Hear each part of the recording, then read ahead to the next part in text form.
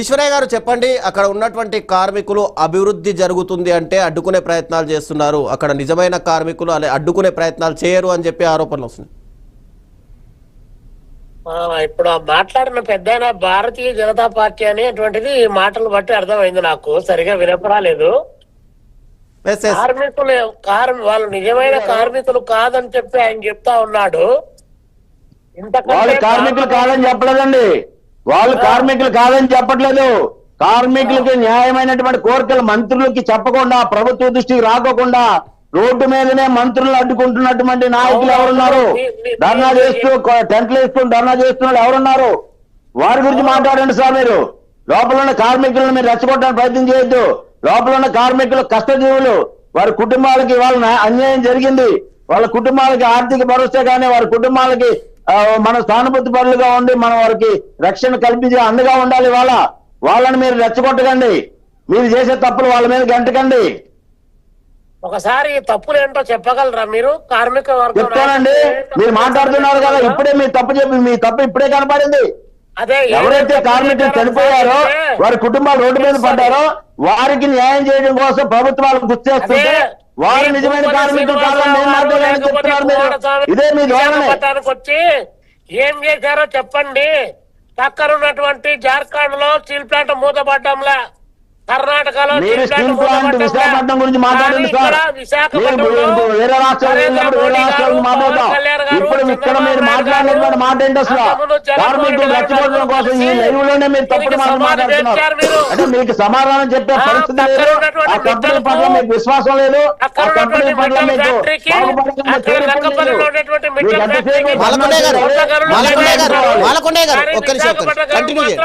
సొంతకారులు ఉండవు.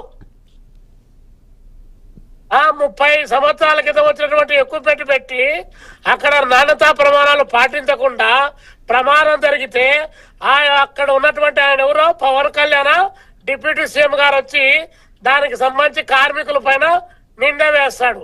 ఆయన వచ్చేసి మీ ఇంట్లో చచ్చిపోయారని చెప్పి లోకేష్ బాబు గారు అడుగుతారు. 8 మంది కార్మికులు చనిపోయారు, 3 సగవ బతుకుల మధ్య ఉన్నారు. మరి 10ల సంఖ్యలో ఉన్నట్టు వాళ్ళు ఆ యొక్క ఆయిల్ పడిపోయి ఈరోజు వారంతా కూడా క్షతగాతులయ్యారు. ఆ అంశాన్ని మాట్లాడకుండా, ఆ అంశాన్ని అడ్రస్ చేయకుండా కార్మికుల వాళ్ళ పైన పని ఒత్తిడి పెరుగుతా ఉంది. 4000 మంది కార్మికులను విశాఖ స్టీల్ ప్లాంట్ నుండి తొలగించారు. మీరు తొలగించలేదని మీరు చెప్తున్నారు, తొలగించారు. అదే విధంగా అక్కడ స్కిల్డ్ ఉన్నటువంటి కార్మికులు కాదని బయట ఉంటున్న వాళ్ళందరినీ పెట్టారు.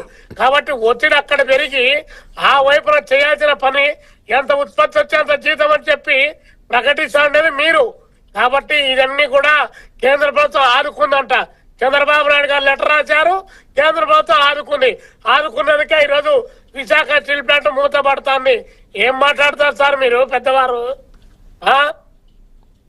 ఈరోజు విశాఖ స్టీల్ ప్లాంట్ మూతపడడానికి కారణం విశాఖ స్టీల్ ప్లాంట్ లో ఉత్పత్తి రాక కాదు, నాణ్యతతో కూడినటువంటి అక్కడ ఉన్నటువంటి ఉక్కు ఉత్పత్తి కాదు.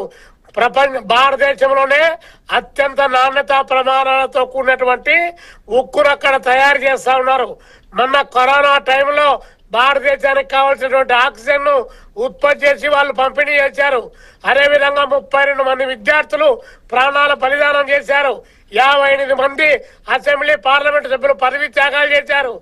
మీ రాజకీయాల కోసం మీరు ప్రైవేటీకరణ చేయడం లేదు, నరేంద్ర మోడీ గారు ఆపుతున్నారట. ఆపింటనే సేలంలో ఆగిపోయింది, ఆపింటనే పక్కన జార్ఖండ్ ఆపింది. ఇక్కడ ఎందుకు ఆగడం లేదు, ఇక్కడ ఎందుకు ఆపడం లేదు? కాబట్టి అబద్ధాలు చెప్పి కార్మికుల పైన, కార్మిక సంఘాల పైన నింద వేయదు. అటైతే మీ బిఎంఎస్ కూడా ఇదే పని చేస్తా ఉందా? మీ కార్మిక సంఘం కూడా ఈ పద్ధతిలోనే ప్రయాణం చేస్తుందా? మీరు అందుకోసమే కార్మిక సంఘాన్ని మీరు పెట్టుకున్నారా? కాబట్టి ఇలాంటి మాటలు మాట్లాడద్దు, దయచేసి ఇలాంటి మాటలు మాట్లాడద్దు.